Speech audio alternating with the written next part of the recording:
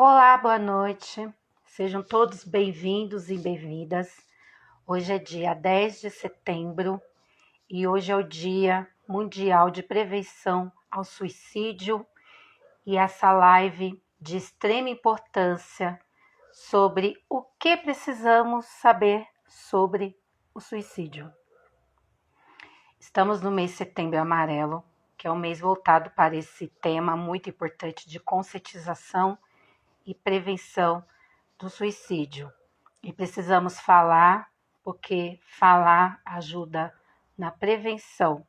É totalmente ao contrário do que muitas pessoas pensam, que se falar pode fazer a pessoa a ser suicida. E é totalmente ao contrário. A gente precisa falar, porque falar é uma forma de prevenção, falar é forma de ajudar. E quem precisa de ajuda também precisa dar esse grito para se comunicar.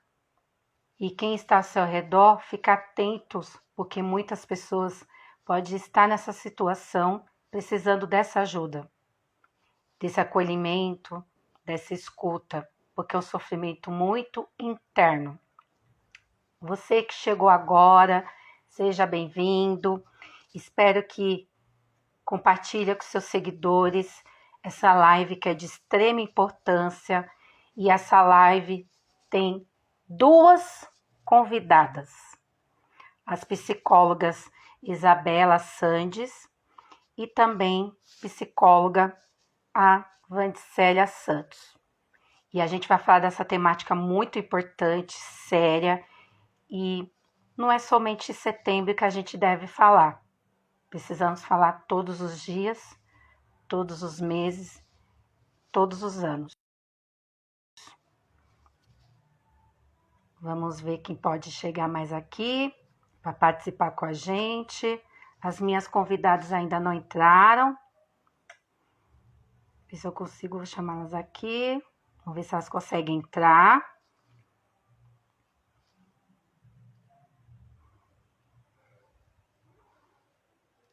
E quem está entrando, pode deixar sua pergunta, dúvida, que vai ser muito importante essa interação com todos. É de extrema importância isso. Deixa eu chamar aqui a Van, acabou de entrar.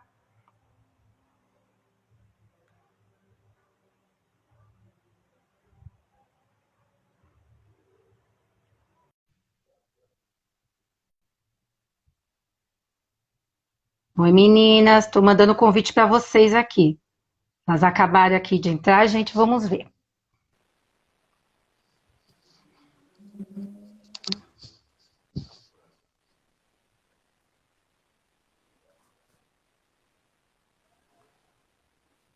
Olá! Oi! Meninas, como é que vocês Boa estão? noite. Boa Muito noite. obrigada por vocês terem topado. Muito obrigada, viu? Ter essa disposição em pleno sábado, né, início de noite, porque a nossa vida é corrida, de muita gente é corrida, mas a gente está aqui para a gente transmitir informação, ajudar muitas pessoas, que é importante, né? Nessa temática bastante séria e que requer também a gente falar bastante, porque muita gente tem o tabu de não falar, achando que se falar de suicídio pode ajudar alguém a ser suicida, mas é totalmente ao contrário. A gente precisa falar, que é uma forma de prevenção e conscientização. Não é verdade? Isso aí. Verdade. Vocês que estão entrando, sejam todos bem-vindos. Chamo os seguidores de vocês, tá bom? E vão dar um joia. Se tá tudo ok a imagem, o áudio, porque é a minha primeira live em 3, gente. Então, vocês aí vão dando um feedback pra gente para ver se tá tudo ok, tá bom? Enquanto isso, a gente vai se apresentando, né? Eu vou me apresentando primeiramente, em seguida vão vocês. Fica melhor, porque tá chegando seguidores de todo mundo aqui agora. Para quem não me conhece, eu me chamo Thaís Oliveira. Eu sou psicóloga, psico-oncologista, sou daqui de São Paulo e atendo os pacientes com câncer, na elaboração do luto dos familiares, na comunicação de más notícias e também outras demandas como depressão e ansiedade que eu tenho bastante experiência. E já sou formada já há 10 anos e há 5 em psico-onco. E essa temática de hoje sobre o suicídio, eu sei que muita gente pode estar se perguntando o que uma psico-oncologista tem a ver com esse assunto. Tem muito a ver. Porque todo mundo pode ser um suicida um dia. E pacientes oncológicos também têm ideação suicida. Qualquer pessoa pode ter isso. E a gente trabalha com muitas pessoas e a gente recebe pessoas no nosso consultório com queixas, com ideação suicida também.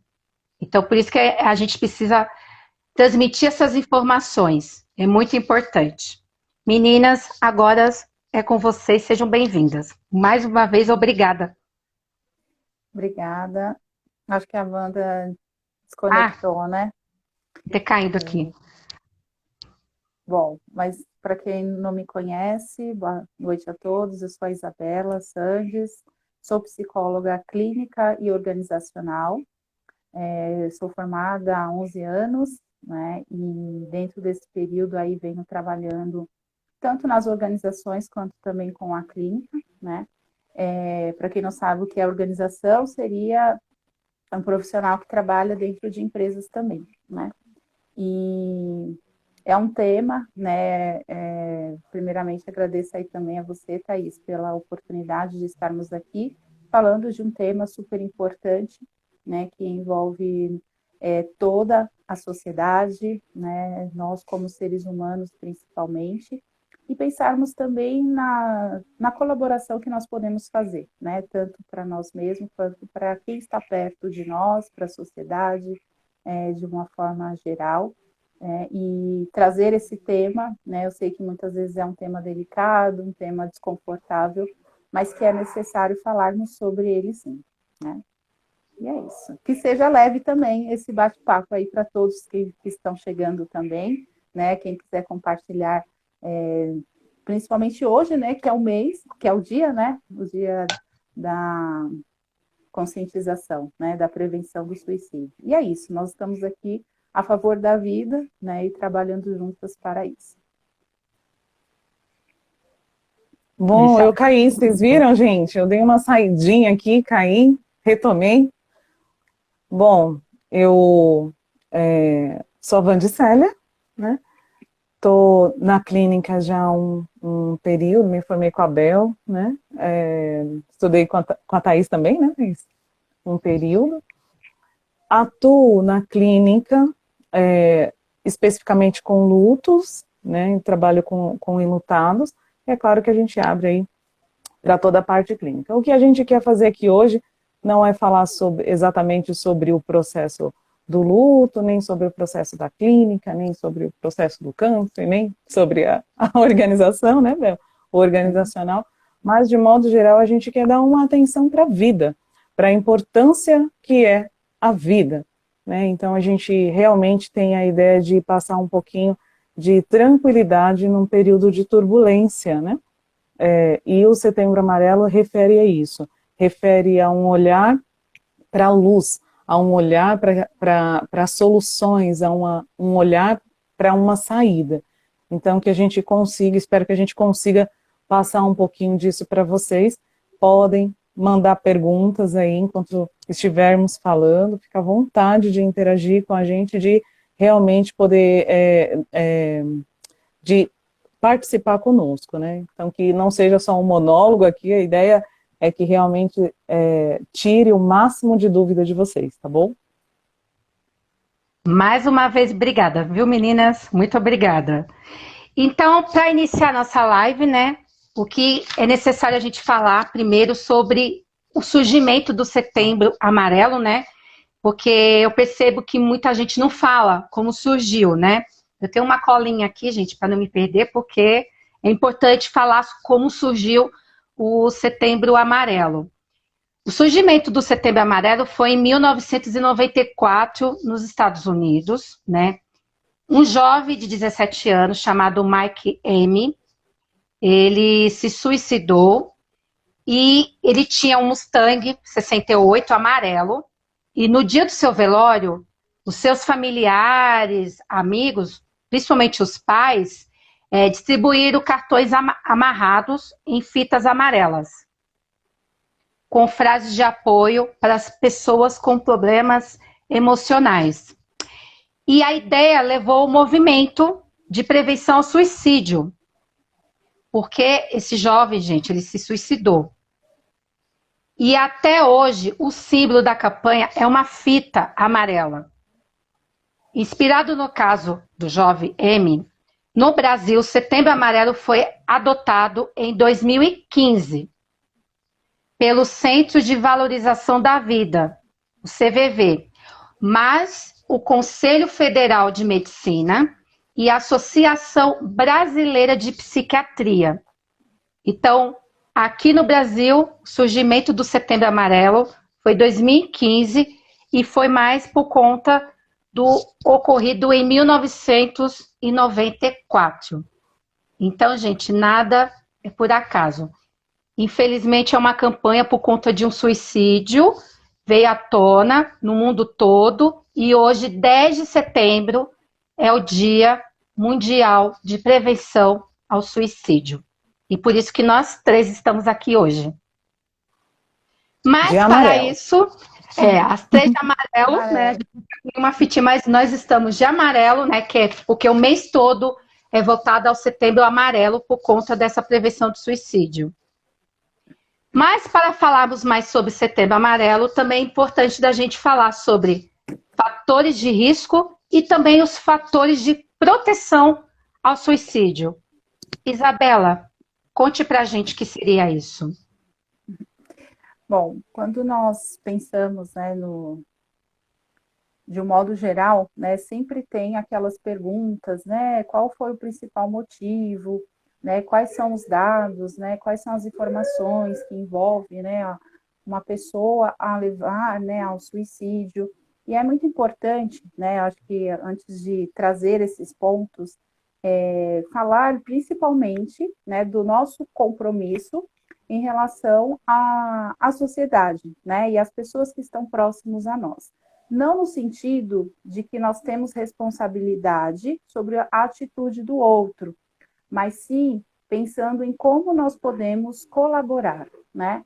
E colaborar é fazer algo, né, que possa evitar, mas também não levar, né, consigo essa responsabilidade, né, do que o outro vai fazer, porque a decisão é sempre, né, uma escolha do outro, embora a gente sempre trabalhe com essa prevenção, né? E é importante tomarmos conhecimento, principalmente do que alguns fatores, eles são de riscos e são importantes, né, serem tratados, né? E no processo, por exemplo, de tratamento, né, quando a gente pensa em alguns diagnósticos, né, como, por exemplo, o câncer, doenças físicas, né, diabetes, outros tipos, ele pode, de certa forma, desencadear, né? Por exemplo, alguma coisa em mim não está bem, então pode ser que isso acarrete alguns pensamentos, né? E alguns sintomas também, como a gente pode associar a questão da desesperança, a impulsividade, as situações, por exemplo, que envolve a idade, ao sexo também da pessoa, a raça. Então, tudo isso podem ser alguns fatores que levem a pessoa a se sentirem desconfortáveis, né? Por algum motivo, né? Hoje nós podemos pensar numa série de situações, não podemos afirmar qual seria, mas que internamente, né, existem alguns sintomas, alguns pensamentos em que deixam, de certa forma, uma angústia, né? Então, nós podemos falar que algumas situações que a pessoa está vivenciando gere uma angústia e alguns pensamentos, né? Então, por exemplo, também a questão da histórias de abuso, tanto físico quanto sexual, também pode desencadear esses pensamentos, né? Pensando também numa perda, né? Ou seja de um trabalho, seja por algum relacionamento amoroso, né? Ou relacionamento de amizade. Podemos também pensar em algumas questões que envolvam familiares. Então, de um modo geral, existem uma série de questões que podem desencadear esses fatores que nós consideramos como riscos, né? Também, né, a gente pode pensar nos riscos e na prevenção, né? Principalmente porque quando nós pensamos na prevenção, é justamente aquilo que eu estava falando. O que eu posso fazer, né, para colaborar com as pessoas que estão perto de mim? Porque muitas vezes a pessoa sinaliza alguma tristeza, algum desinteresse por si, né? Ah, eu não tenho mais vontade de fazer coisas que de repente antes eram prazerosas, algumas tentativas também, né, que às vezes não foram concretizadas, e aí é importante sim as pessoas que estão perto ficarem, apoiarem no sentido de conversar, entender, e eu sei que às vezes acaba surgindo até mesmo aquele questionamento, né? O que eu tenho que falar, né? A pessoa me sinalizou uma tristeza profunda, e às vezes surge aquela questão, aquela responsabilidade, eu tenho que fazer alguma coisa. E escutar é o melhor que você pode fazer, né? Quando nós falamos de escutar, é na sua integridade, né? No sentido de que a pessoa está sinalizando uma tristeza, é importante que nós entendermos que a tristeza é um sentimento que faz parte da nossa vida. É bom? Não, não é bom se sentir triste, mas isso é algo que faz parte do ser humano, e dentro das nossas vivências, nós experimentamos os diversos sentimentos, né? A raiva, a tristeza, a alegria, né? O amor, o medo, o nojo, né? Então, tudo isso, né, são pontos que o ser humano vai passar, né?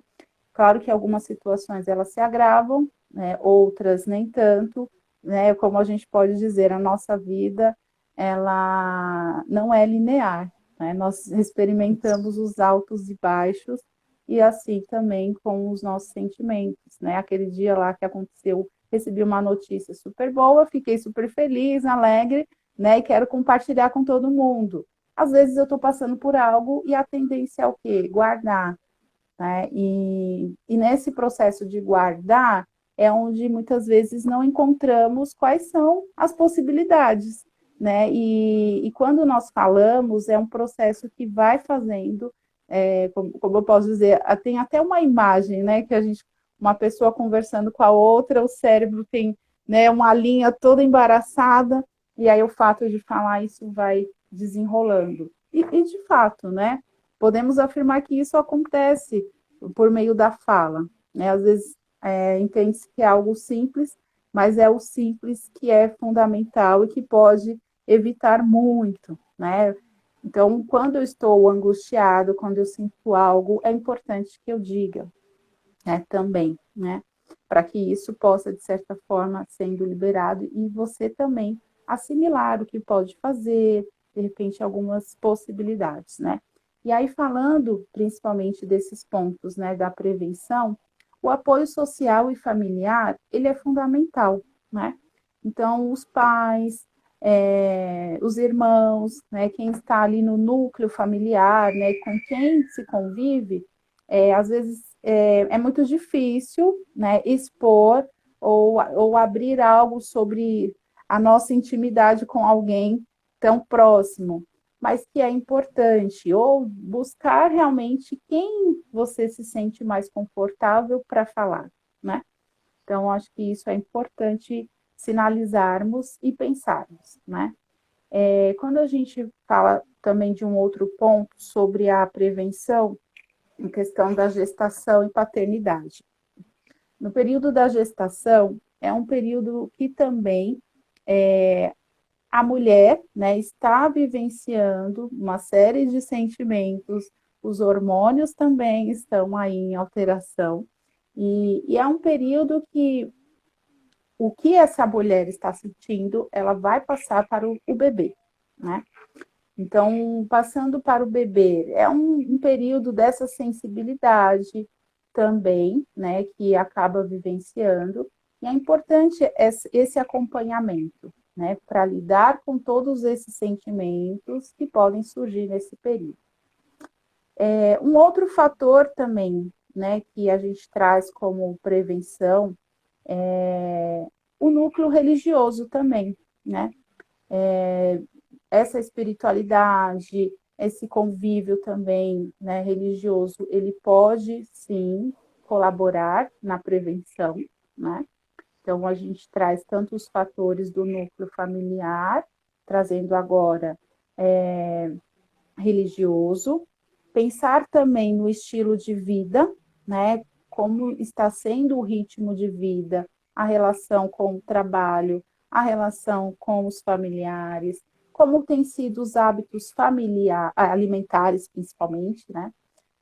Então, o uso também, que pode agravar, né? E até trazendo esse ponto dos alimentares, a questão do uso de álcool, de drogas, né, ilícitas, né, falando também, são fatores que, evitando, né, é importante essa evitação, porque nesse período acaba gerando uma série de questões, né, e às vezes a busca pelo álcool, pelas drogas, ele vai, como se diz, não podemos afirmar, mas é possível pensarmos de que existe algo que eu quero amenizar, então eu vou buscar desses alimentos, né, ou de repente no uso, e para amenizar aquilo que eu estou sentindo, né? Então é como se fosse um ciclo, né, que vai vivenciando, e isso pode gerar essa impulsividade também. Então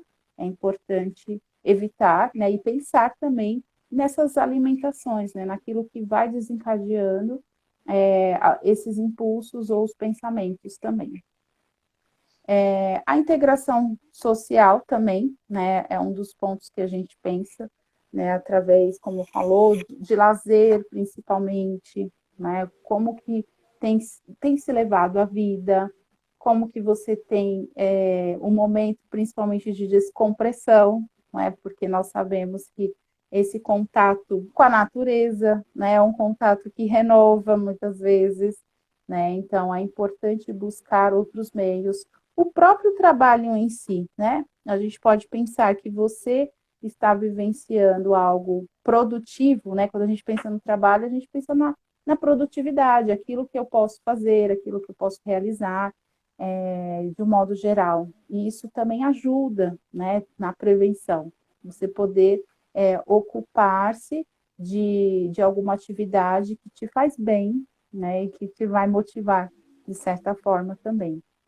E principalmente, né, a gente traz a psicoterapia como algo importante e necessário aí dentro do processo de prevenção, né, que é onde você pode principalmente trazer, né, um processo onde você vai estar diretamente com um profissional que tem toda uma ética pautada, né, dentro do seu trabalho, do sigilo principalmente, né? Então, é uma forma de você poder tratar, né, tudo que está sendo vivenciado. Acho que, de um modo geral, né, a gente pensa assim, né, dentro o que vai acontecendo, o que vai desencadeando, e quem está perto, principalmente, né, observar e colaborar nesses aspectos, né? Às vezes quer tentar consolar, mas esse consolo, ele pode ainda ser mais desesperador para a pessoa. Então, quando a gente fala da escuta, é justamente nesse sentido, né? E aí, não necessariamente, né, uma pessoa que sente, né, essa questão do suicídio, é alguém que está sentindo alguma dor ou algo do tipo, né? Diversas ocasiões podem desencadear, né? Eu acho que são essas considerações, né, dos principais, né, trazendo aí dos fatores de riscos e prevenção. Meninas, se alguém quiser complementar também, fiquem à vontade. Pessoal que tá entrando aqui, pode mandar alguma pergunta, dúvida, se está fazendo sentido para todo mundo aí. Pode mandar mensagem, tá, gente? Eu tô de olho aqui, tá?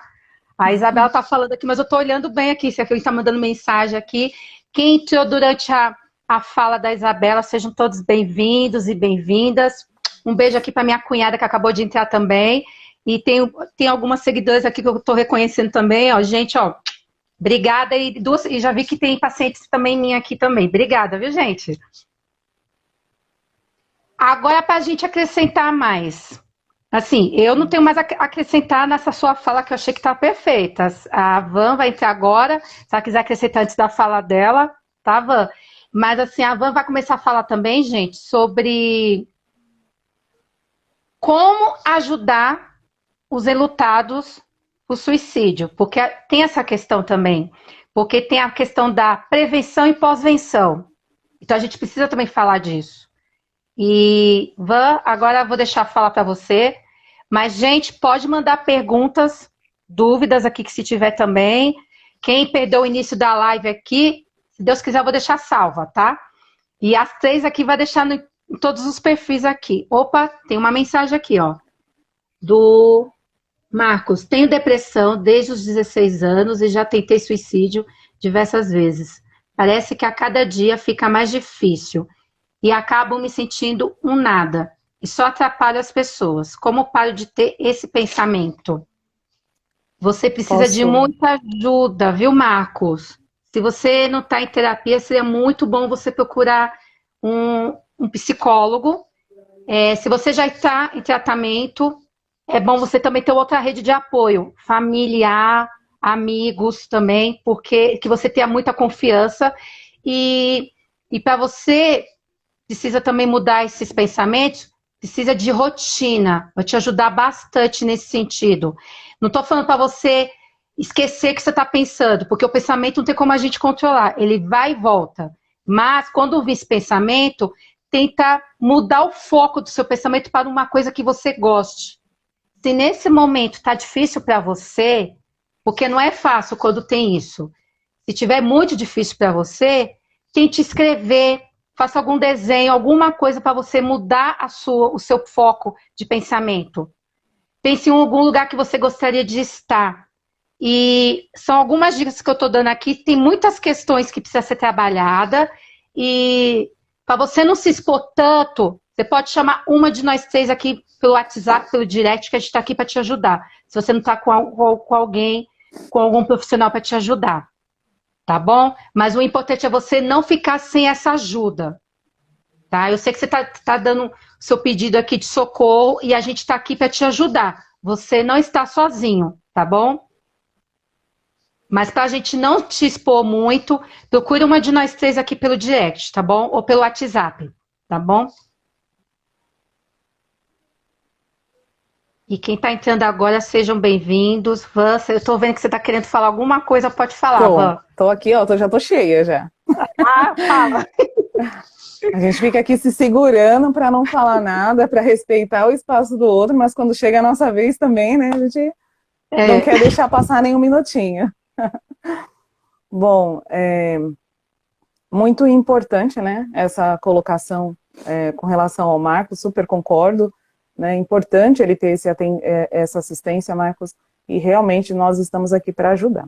Sabe, tem uma frase do Camus que ele fala assim, que só existe 2 coisas, 2 problemas filosoficamente importantes e sérios, que é o primeiro, julgar se a vida vale ou não a pena ser vivida. Uma pessoa que, esse pensamento, ele não nasce repentinamente, né, a gente não... Uma pessoa que está saudável, ela não acorda com um pensamento e um planejamento de morte. Não. Então, esse é um pensamento construído por algum período, e isso sinaliza, então, que existe, sim, um problema por detrás. Né? E isso, houve um problema por detrás, já vem nascendo, é algo que vem há bastante tempo. Então, uma pessoa que está saudável, ela não vai nascer o pensamento de morte repentinamente. É uma sinalização de que a gente está adoecido. Quando ele traz essa frase sobre esse julgamento, se a vida vale ou não a pena ser vivido, Esse julgamento acontece onde? Exatamente nesse lugar, que é nos nossos pensamentos. Se eu julgar que a vida vale a pena ser vivida, todo o meu instinto de vida, né, ele vai contribuir para que eu tenha pensamentos de solução de problemas. Então, se eu entendo que sim, a vida vale a pena ser vivida, o meu cérebro, o meu corpo, né, vai responder em busca dessa vida, vai querer encontrar essa solução. Mas se por algum momento, até por conta do adoecimento, eu entendo que não, a vida não vale a pena ser vivida, assim também o meu cérebro vai trabalhar. E ele vai encontrar uma saída para isso. E uma das saídas é, de fato, a morte, né? A ideia de interromper a vida para acabar com o sofrimento. Por isso que aplicar sentido à vida é um resgate para quem tem esse tipo de pensamento, Marco. Aplicar sentido em tudo que faz, aplicar sentido, inclusive, na dor, aplicar sentido, inclusive, na doença, no adoecimento. Então, esse reconhecimento de que, olha, meu pensamento não está legal, eu estou pensando negativamente, é importante. Os pensamentos é um lugar de construção, é um lugar de ensaio, né? Então, quando a gente está adoecido, naturalmente os pensamentos tendem a ser um pouco mais negativos, exatamente porque a gente fica tentando poupar as nossas energias em solução de problemas e os nossos pensamentos vão ficando um pouco mais negativos. Então, a princípio, o dia não está legal, ou eu não estou legal, o meu trabalho não está legal, os meus familiares não estão legais, e a gente começa a ver negatividade em tudo aquilo que a gente vivencia.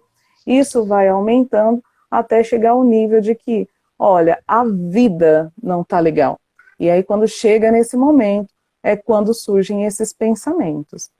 Então, aplicar sentido em tudo que se faz é uma forma da gente trazer um resgate da própria vida, um acolhimento, né? E aí, essa condição do luto por suicídio é muito sério, porque as estatísticas, diz que pelo menos 1 milhão de pessoas morrem por ano por suicídio. Se a gente fizer uma conta bem básica de que a cada uma pessoa que morre, a gente tem pelo menos 5 enlutados próximos na casa, quantas pessoas a gente tem em sofrimento? Agora, o luto por suicídio acontece, um pouco mais diferente dos demais lutos, porque ele de cara entra numa condição de luto complicado. E aí os familiares, e essas 5, eu vou colocar 5 aqui, básico, né? Essas 5 pessoas próximas, elas vão se sentir muito responsável pela morte. Então, quando uma pessoa chega tem esse tipo de morte, o que acontece é que quem sobreviveu, o sobrevivente, que é o sobrevivente familiar, o sobrevivente amigos, os sobreviventes, eles vão ter a sensação de que é um assassino. Eu matei por não ter percebido os sinais que as pessoas divulgam por aí, né? Eu não percebi os sinais, então eu provoquei um suicídio, mas a pessoa morre também, ela morre junto. A vida dessa pessoa se perde. Então a reorganização no processo do luto é muito séria, é muito forte. O luto, ela traz uma condição de vergonha, de uma culpa muito intensa, ela traz uma insegurança generalizada. Então ela tem assim, a pessoa que está vivendo luto por suicídio, ela fica com medo de que as outras pessoas que estão próximas dela façam o mesmo, sejam encorajadas a fazer o mesmo. Ela tem desejo de fazê-lo também. Então é um luto que entra de cara no mesmo processo do adoecimento da pessoa que morreu.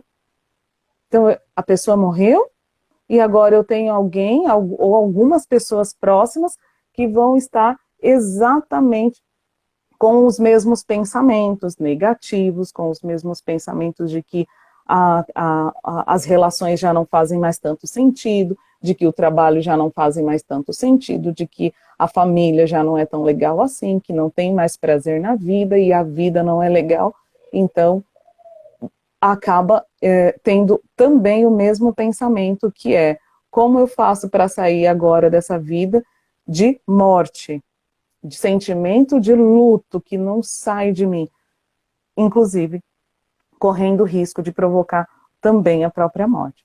Por isso, o luto por suicídio, quando o luto por suicídio, ele precisa de bastante atenção, as mesmas atenções que a Bel falou agora há pouco, esse enlutado vai precisar. Ele vai estar numa condição muito séria de reorganização. Uma hora eu tenho alguém que está aqui comigo, e outra hora ela já não está mais, assim, ó, de uma hora para outra ela foi embora, e agora, o que eu faço? Como que eu me reorganizo diante de tudo isso? Esse processo de reorganização, ele corrói, o processo, ele corrói por dentro. O enlutado por suicídio, ele carrega na pele como carne viva. Então, assim, ele sente na pele as dores da pessoa que faleceu. Fica grudado no pensamento o tempo todo aquela situação. E ele fica nos porquês. O que levou isso a acontecer? Onde que eu falhei?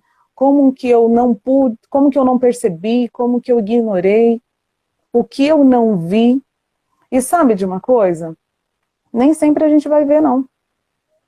Nem sempre nós vamos perceber o que está acontecendo ao nosso redor. Nem sempre a gente fica tão claro.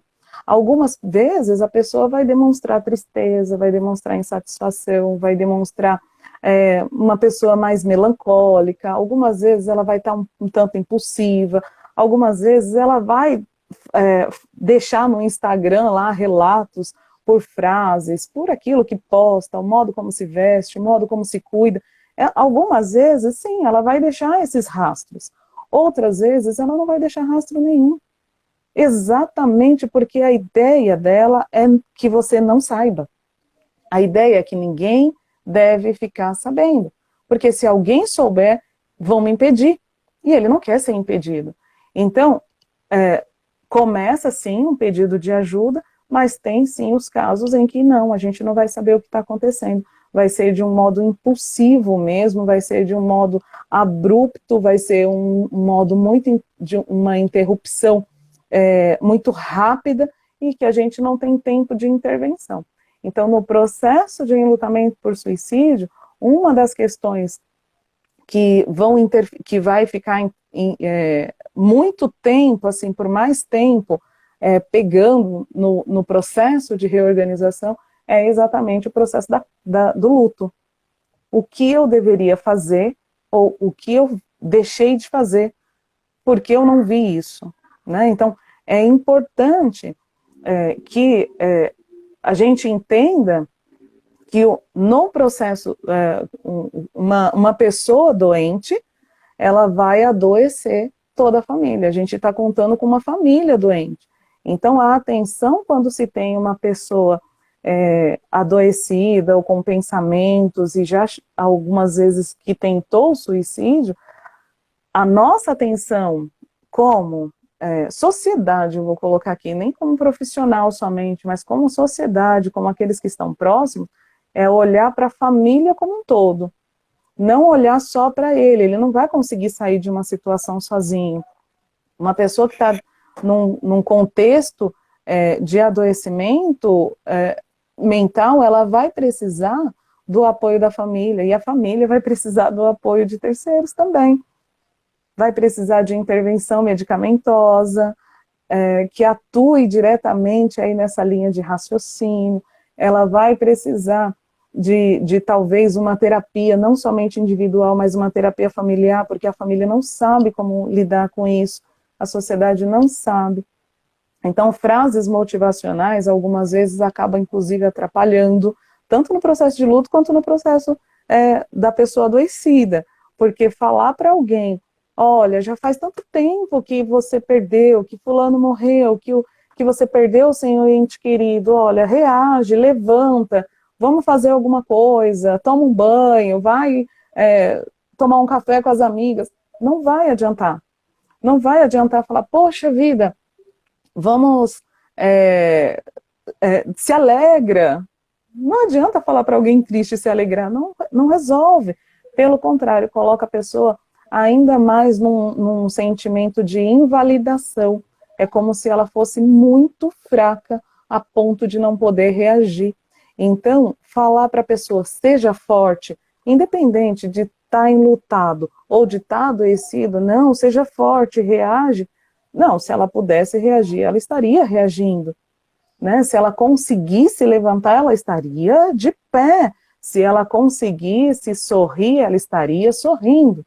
Mas ela não consegue, então a gente precisa de uma ação um pouco mais efetiva. E algumas vezes esse efetivo é o ouvido, como a Bel falou, mas também as terapias diversas. É importante a intervenção medicamentosa nessas situações, e a partir do momento que uma pessoa está enlutada por suicídio, ela já entra de cara no luto patológico. Então, imediatamente, ela deve procurar uma ajuda de um profissional.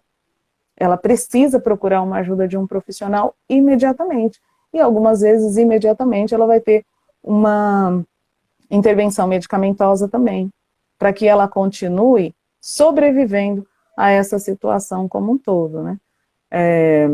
Essa situação, ela exige bastante respeito, ela exige bastante compaixão, né? Por quê? Porque quando uma pessoa morre por suicídio, né, ela enterra não somente os sonhos dela, mas ela está colocando ali, morrendo junto com ela, os projetos delas, os sonhos dela, mas também tudo que um pai e uma mãe projetou, tudo que o marido ou a esposa tenha projetado. Então ela vai levando junto com ela uma série de outras pessoas, ou uma série de outros sonhos. Por isso, olhar para o adoecido e também para a família, ele deve ser um olhar de compaixão, não um olhar de julgamento. E o enlutado por suicídio, ele já sai com a notícia de ser rechaçado, de preconceito, de que, olha, o que ele fez, né? Então, assim, já é uma condição que causa muita vergonha. Então, precisa de um olhar de compaixão. Compaixão por si, enlutado, e aqueles que estão ao redor precisa também desse olhar acolhedor, olhar de compaixão. A escuta acolhedora é uma escuta que não julga. A escuta acolhedora é uma escuta que não entrega soluções de problemas, né? Eu não vou dar uma solução aqui para a Thaís, eu não vou dar uma solução para a Bel, eu estou aqui só para te ouvir, porque eu não consigo estar no seu lugar, não consigo imaginar o que é essa sua dor. Então, é importante essa condição da compaixão. Nietzsche, eu estou falando rápido, mas é porque é bastante coisa. Então, me interrompam se precisar, tá bom? Tem uma pergunta para você, tá? Já estou de olho aqui nela, já eu respondo. O Nietzsche, ele traz assim, ó, que aquele que tem um porquê pode enfrentar quase todos os comos. Então, quase todos. Tem alguns comos que a gente não vai encontrar resposta.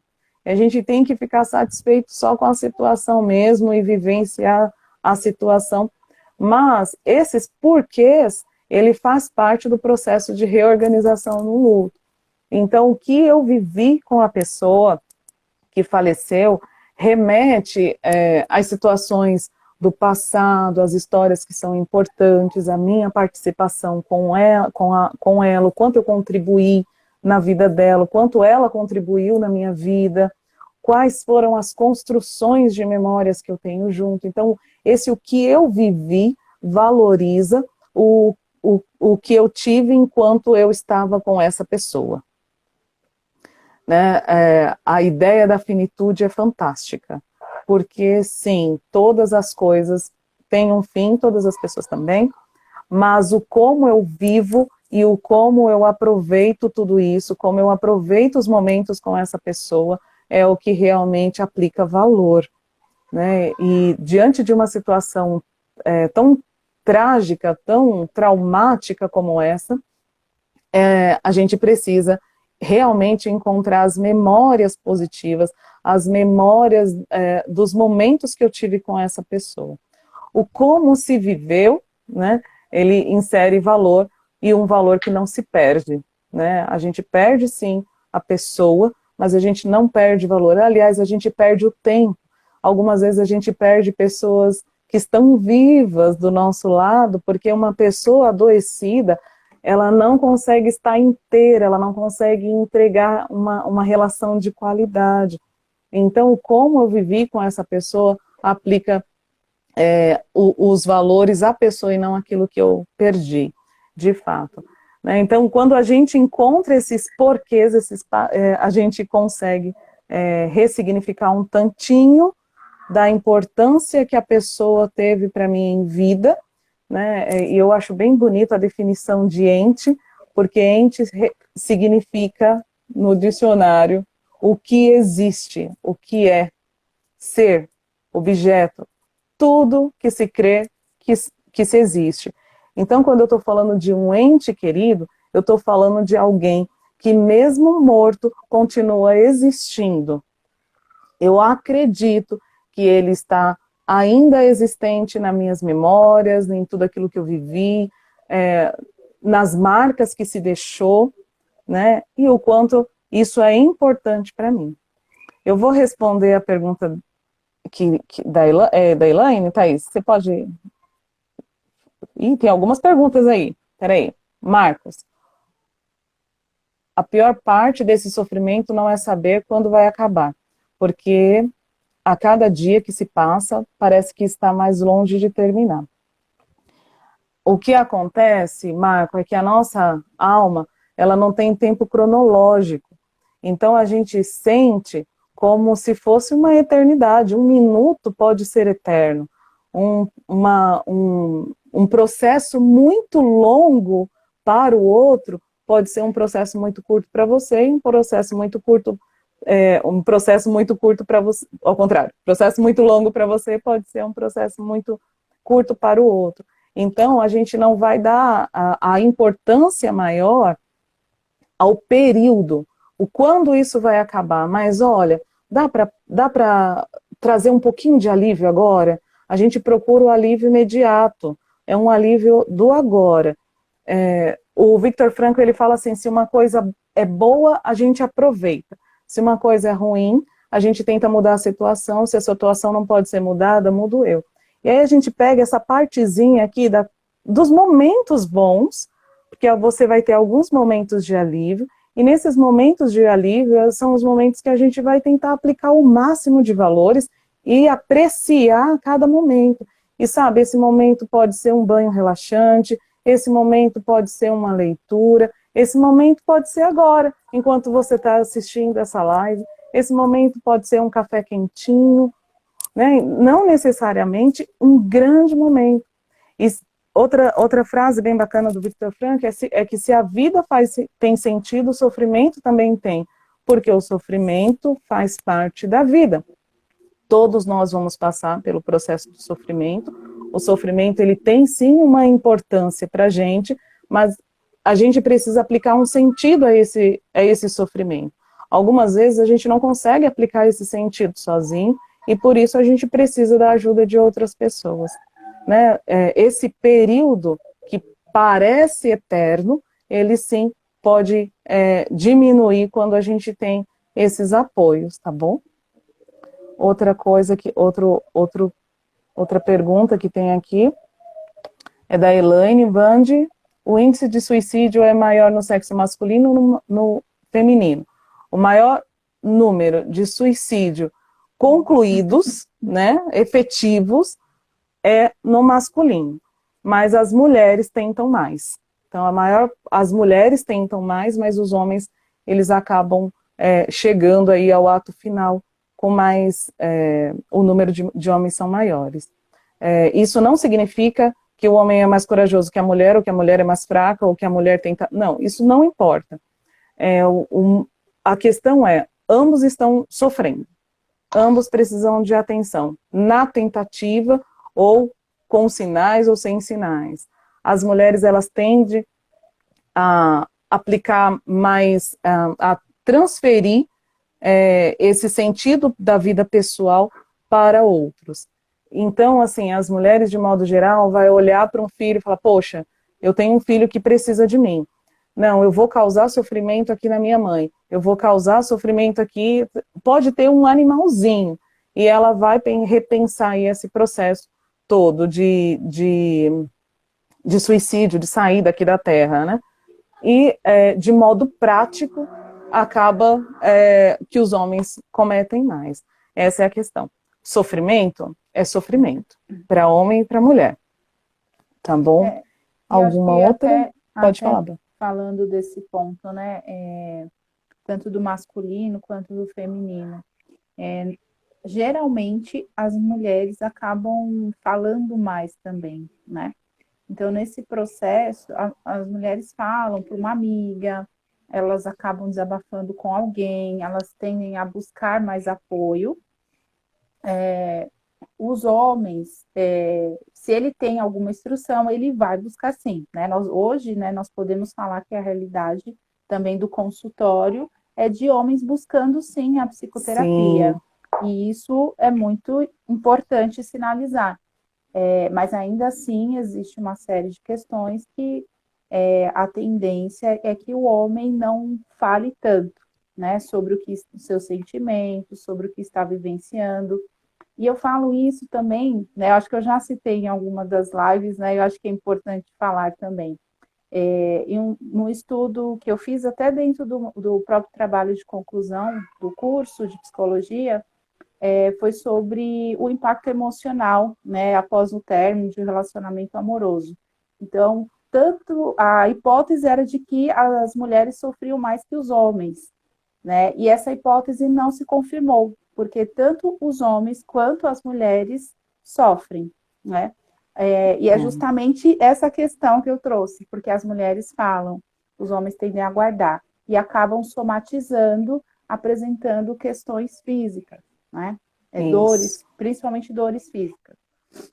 Então, isso são dados que foram extraídos, né, dentro do próprio trabalho. E eu vou atestar isso, porque hoje eu tenho mais pacientes homens do que mulheres, né? Então, hoje meu consultório ele é composto mais pelos homens do que por mulheres. Que bom, homens, muito bom. É muito bom esse crescimento. Eu tô tendo umas procuras também de homens.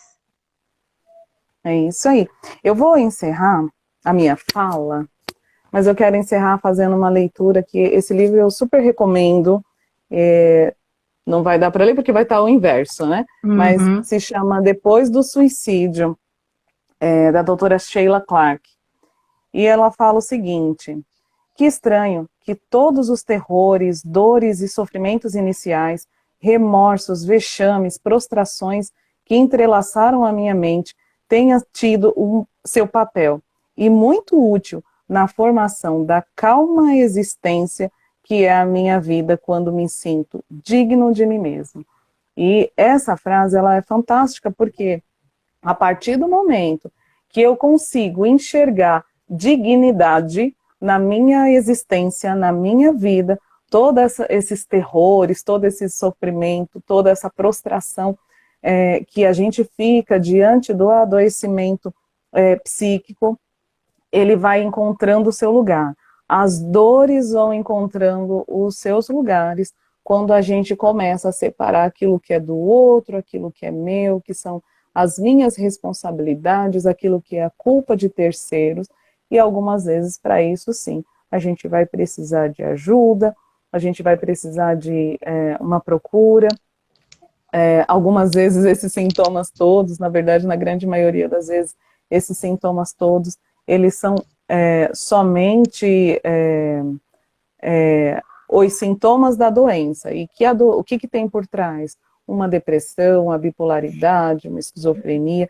Então, é super importante que a gente tente encontrar qual é o diagnóstico por trás de todos esses sintomas que a gente acaba carregando nos ombros, pesando, né?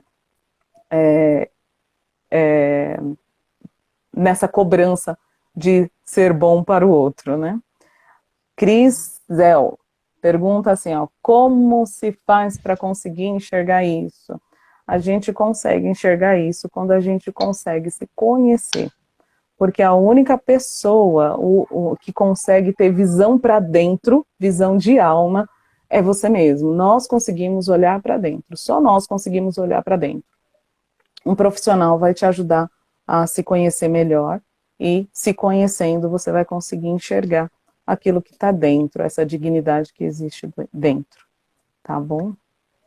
Acho que é Quando a isso, gente Thaís. fala também de se conhecer, né, e esse é um processo que não é tão rápido, né? Nós sabemos que se conhecer constantemente nós devemos principalmente buscar, porque pode ser que eu vivencie uma situação hoje, da qual eu encontre maneiras de lidar com ela e isso não me deixe frustrada ou angustiada ou triste, como pode ser que em outro momento uma situação parecida me leve a sentir isso. Então, o que está por trás de tudo isso é algo que nós vamos, ao longo da vida, buscando compreender. Entender, não sei se a gente pode chegar a isso, porque em se entender completamente, acho que é chegar num ponto onde nós deixaremos de ser humanos, né? E nós somos, de certa forma, alguém que está no constante conhecimento, aprendizado, e não somos os mesmos, né? Nós vamos mudando, sim, ao longo da vida. E isso traz com que nós enxerguemos, né, principalmente dentro do processo, que pode ser rápido, pode ser longo, né? Isso depende de cada pessoa, né? E o mais importante é estar aberto para esse conhecimento. Eu estou todos os dias, né? Eu estou aqui numa terapia eterna.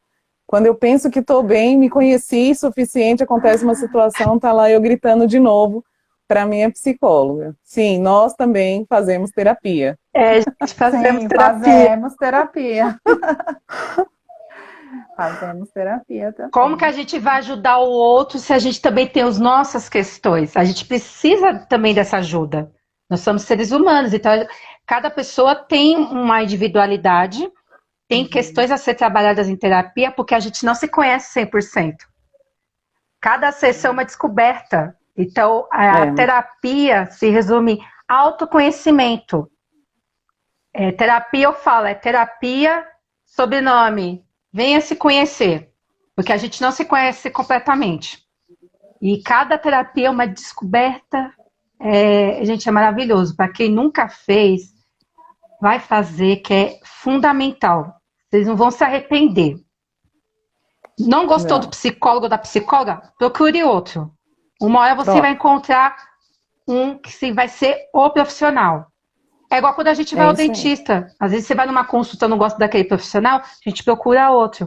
O psicólogo é a mesma coisa. Procure um até você ter aquele vínculo, porque o processo terapêutico é importante ter o vínculo. E isso não é só para pessoas que estão com pensamento suicida. É fundamental, mas para todos. Até quem fala, eu não tenho problema. Ótimo! Então faça terapia para se conhecer. Ah, mas eu me conheço. Então procure a terapia para você se conhecer mais. Porque a gente não se conhece 100%. E é importante a gente falar isso. Meninas, a gente agora precisa falar sobre os locais de acolhimento. Para quem não sabe, gente, tem o CVV, que é o Centro de Valorização da Vida. O telefone é 188, é 24 horas por dia, gratuito. Pode ser feriado, final de semana, qualquer hora, de madrugada, sempre tem algum profissional para te ajudar. Tem o site www.setembroamarelo.org.br. Esse site tem cartilhas e materiais de apoio. Você que está com algum familiar, um amigo, quer entender um pouco mais desse assunto sobre o suicídio, lá tem materiais para você entender mais como ajudar, como entender o que a pessoa está passando. É fundamental esse site. Tem também mapasaudemental.com.br, que também casa com Instituto Vita Alegre.com.br. Ambos têm psicólogos, profissionais da saúde e da educação. Tem vários lugares, só que eu achei importante ressaltar esses daqui, porque é mais fácil para o Brasil todo. Tem muitos lugares assim que de apoio, que é mais assim, o estado X, país, estado, ou cidade X, e eu achei importante ressaltar mais os que é o Brasil todo. E eu vou deixar salva a live, vou deixar também esses locais. Quem tiver alguma dúvida, precisar de alguma ajuda também, pode chamar uma de nós três, que a gente pode ver algum lugar. Ah, eu moro, sei lá, na Bahia, em Minas, a gente pode pesquisar o lugar nessa região que possa também, porque todo lugar tem. Tá? É difícil encontrar, até... mas tem que pesquisar bastante para a gente achar. A gente acha assim. E até falando... Gente, vocês não mandaram aqui perguntas, só algumas aqui. Quero agradecer todo mundo que está aqui. Cadê aqui, ó? Essa pergunta já foi respondida pela Ana. Obrigada aqui. Agradeço as meninas também, que as meninas aqui falaram bastante, viu? Cadê? Acho muito difícil conseguir para mim. Quase impossível. A gente está aqui para ajudar, tá? A gente está aqui para ajudar. O autoconhecimento é tudo. Isso aí, Elaine. Cada sessão é uma história. Perfeito. Tamaco aqui é importante, sim. Parabéns, meninas. Excelente trabalho. A Isa colocou aqui, tá, gente? Ó, CVV 188, tá? Mas eu vou deixar também registrado lá depois que salvar a live, tá? No perfil das 3 vai estar live, hein? Então não vai ter desculpa para vocês aí compartilhar essa live para todo mundo aí do Instagram de vocês, hein, gente? Por favor, hein? Pode falar, Isa. Não, é só complementar, porque tem esses canais, né? Tem, hoje, até falando da psicoterapia, ela está mais acessível, né, para todos.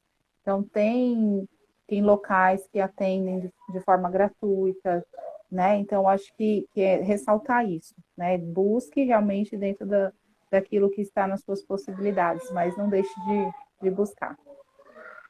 E se também tem algum profissional também que vocês gostem, que está em outro lugar, vocês também têm a possibilidade de uma consulta online, só que não é tão recomendado, na minha opinião, para quem está com ideação suicida. Nesse caso, tem que ser uma consulta presencial, dependendo do caso, porque é importante isso, né? Por isso que é importante, quem estiver com ideação suicida, é importante também uma consulta presencial. E nunca deixar de passar nas consultas. Vai ser difícil no início para quem nunca fez, porque a terapia também mexe com as nossas dores. Mas essas dores trazem transformações. Cada consulta é um mistério, cada consulta é uma descoberta, e tem consultas que são maravilhosas, mas tem consultas que mexem muito. Mas é necessário. E a gente está para ajudar. Tá bom? Qualquer profissional da psicologia, gente, façam terapia com psicólogo. É o único profissional capacitado para esse processo, tá bom? Meninas, vocês estão quietinhas agora? Tem algo mais a acrescentar? Não. Não, já fiz até minhas considerações finais. Fizemos. Gente, muito obrigada. Gratidão por todas vocês que estão aqui, gente. Se cuidem. Precisando de apoio, procure uma de nós três aqui. Pode chamar no direct, tem o WhatsApp também, que tem nossos contatos aqui nas nossas páginas. Mas não deixe de procurar ajuda. Por favor, gente. É a única coisa que eu peço a vocês. Não deixe de procurar ajuda. Você não precisa lidar tudo sozinho. A gente pode ser uma rocha, mas a gente precisa dessa ajuda. Procure ajuda. Tá, gente? Beijo. Fique com Deus, tá bom, gente? Obrigada, gente. A todos. Tchau, tchau. Tchau.